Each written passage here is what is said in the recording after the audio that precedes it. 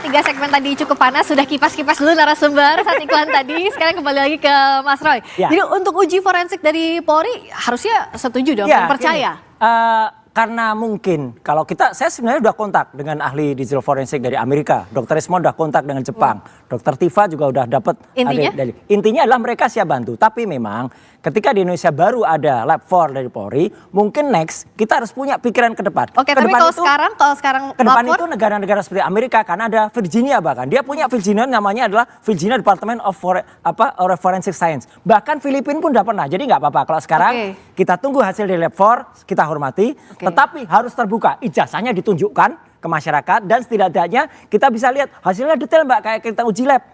SGOT, SGPT berapa, gula darah berapa, jangan hanya hasilnya itu satu kalimat saja, ini asli atau ini tidak asli. Kalau hasil itu detail rinci, insya Allah kita hormati, tapi kalau hasil itu tampak mengada-ada ya jangan begitulah gitu hasil uji forensik. Oke, kalau dari Mas Freddy harusnya tunjukin aja ijazahnya. Iya, jadi begini ya. Ini kan sebelum masuk laporan polisi ini kan Mas Roy dan kawan-kawan ini kan selalu menantang laporkan saja, laporkan saja. Waktu itu saya katakan di berbagai media juga, nah kan jangan nanti kalau sudah dilaporkan ngomong kriminalisasi, kemudian membangun narasi-narasi ya yang mendiskreditkan polisi, bahwa polisi tidak netral dan bla bla bla bla. Dan hari ini, per hari ini dan kemarin-kemarin narasi itu dibangun. Jangan begitulah, biarkan penyidik seperti kata Pak Arianto tadi, biarkan penyidik bekerja. Hukum kita, penyidik kita mempunyai yurisdiksi sendiri, nggak usah bawa-bawa luar negeri, kan begitu. Percaya kepada polisi kita, ini sudah menjadi sorotan publik. Percaya penyidik itu, Mabes Polri itu, Polda itu tidak akan melakukan blunder. Ini zaman sekarang, zaman keterbukaan. Mas Roy dan kawan-kawan gampang menelanjangi apapun di Indonesia ini. Polisi, justru Mas. Karena itu, ayo kita bangun narasi ya, kepercayaan kepada penyidik kita. Biarkan mereka bekerja. Biarkan, nggak usah membangun narasi-narasi yang menyerang penyidik kita. Nanti ini justru malah membangun ketika masuk proses hukum, tapi Mas Roy-nya percaya dengan penyidikan? Ya, penyelidikan yang karena berjalan. adanya sekarang ini. Tapi bagaimana bisa membaikkan? Kalau tidak dikritisi tidak akan lebih. Dan saya hormat sekali kalau nanti polisi kan juga semua berkembang dulu, misalnya penyelidikan itu nggak pakai tahap-tahap. Sekarang sudah ada perkap dari Pak Arianto itu lebih bagus, lebih detail. Itu kita dukung. Yang lebih baik kan kita harus pakai. Di Virginia, di Filipina aja sudah mulai independen. Soal ijazah ini Mas Roy akan punya data pembanding atau tidak? Ya, kita punya data pembanding. Tapi, apa itu pakai apa? Ya nanti kita lihat pada saatnya. Masih rahasia kan ada data pembandingnya. Oke, Pak Arianto, apakah bisa data pembanding tadi dilakukan dalam proses penyelidikan? Saya akan pesan-pesan saya ya. Gini. Tolong, ini kasus sekarang sudah kepada ranah pidana dan sudah on the right track. Percayakan kepada penyidik. Ya itu nanti akan dicek ya secara saintifik, kemudian pakai analog ataupun dicari apakah ijazah itu betul-betul asli apa tidak. Pembuktiannya tidak hanya pembandingan dokumen, tetapi dari sumbernya itu dicari semua. Termasuk saksi tadi itu Pak itu yang dibilang itu saksi memberatkan atau meringankan, semua harus masuk. Nah, pesan saya pada polisi ya, tolong Pak polisi sekarang terbuka. Jangan model-model menutup keterangan. Kami sudah periksa 10 saksi, ini siapkan saksi. Ini bukan keterangan itu. Menurut saya sebutkan aja, kami sudah ngambil saksi A, ngomongnya dia begini. Saksi B ngomongnya begini. Semua dibuka aja di publik ya. Sehingga berkas yang dibikin oleh polisi itu betul-betul apa yang didapat di lapangan. Karena ya kecurangan penyidik itu kadang-kadang begini, suka-suka datanya banyak, tapi hanya dipilih-pilih yang dikirim ke jaksa. Makanya dalam kasus ini dituntut polisi yang jujur, penyidik yang jujur. Artinya apa? Semua alat bukti dikumpulkan, dimasukkan berkas, dikirim ke jaksa. Jaksa yang jujur juga, jangan sampai nanti buktinya dikurangi atau tuntutannya dimanipulasi. Dan terakhir hakimnya juga jujur. Jangan sampai hakim yang disuap seperti kemarin ketangkap itu. Itu nanti bikin susah itu. Sampai ke persidangan. Saya boleh menambahkan satu lagi pesan saya ya, tolong ya. Ini kegaduhan di media itu tidak masalah. Tetapi kalau ini dibiarkan nanti akan terjadi kegaduhan di lapangan. Itulah yang dikendaki oleh Amerika dan sekutunya maupun Tapi yang intinya adalah itu harus terbuka. domba kita ini. Kita ini sekarang lagi jadi objek untuk war by proxy. Tapi yang itu jelas harus hati-hati. Tadi poinnya adalah yang terbuka ya, proses penyidikan terbuka, sampai nanti ijazahnya ditunjukkan, ya toh? Kalau ijazahnya ditunjukkan udah selesai. Ditunjukkan haruskah apa di persidangan kalau soal ijazah ditunjukkan? Gak apa-apa, tunjukkan aja ini bukti. Nah, betul. Oke, untuk menunjukkan Ya, ijazah.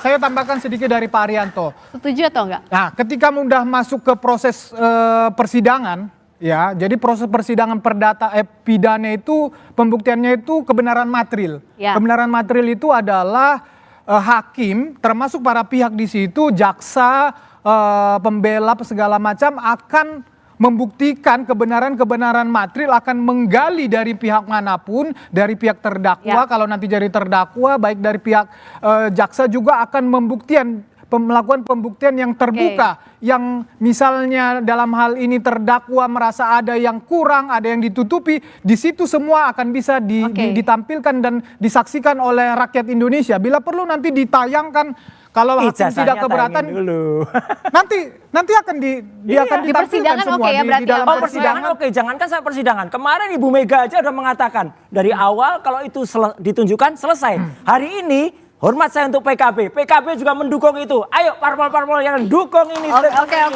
Nah, kalau dari Prof Adi ini kan jadinya kemana-mana, tapi dalam proses pembuktiannya sampai ke persidangan, itu apa sih yang harus ditunjukkan ke publik, baik itu laporan pidana maupun gugatan perdatanya, Prof Adi?